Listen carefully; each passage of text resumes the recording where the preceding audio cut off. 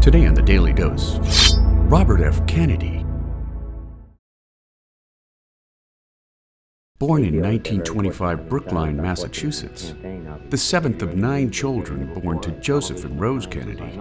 After serving in the U.S. Navy during World War II, Robert Kennedy graduated from both Harvard University and the University of Virginia School of Law before joining the U.S. Department of Justice as a working attorney. After managing his brother John's successful 1952 campaign for the U.S. Senate, Robert worked under anti-communist crusader Senator Joseph McCarthy, gaining national attention while investigating corruption in the International Brotherhood of Teamsters led by Jimmy Hoffa.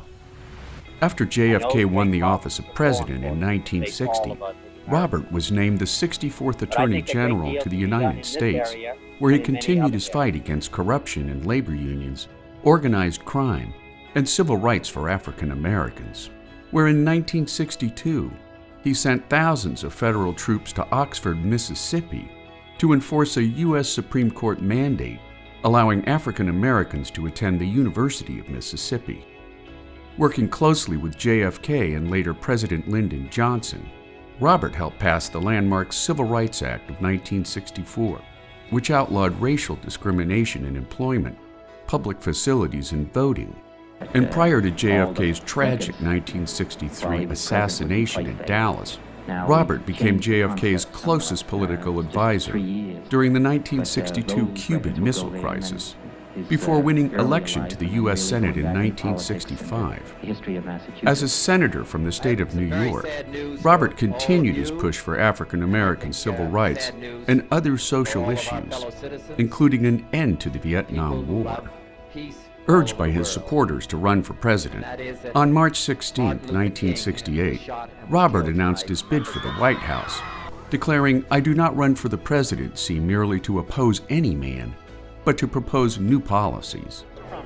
On June the 5th of that same year, after winning the California Democratic primary, Robert Kennedy was assassinated at 42 years of age, shot in a Los Angeles hotel by a Palestinian extremist. Following Robert's star-studded funeral service at Manhattan's St. Patrick's Cathedral, 700 mourners boarded a 21-car train bound for Arlington Cemetery near Washington, D.C., sparking an emotional and nationally cathartic 8-hour train ride, which inspired one of the most unique cross-pollinations of grief for those on the train and average Americans who line the tracks in tribute to yet another fallen icon, making the life of Robert F. Kennedy one of public service and sacrifice to an American nation. And there you have it, Robert F. Kennedy, today on the Daily Dose. If you like learning something new every day, subscribe to the Daily Dose on YouTube or sign up for emails at dailydosenow.com.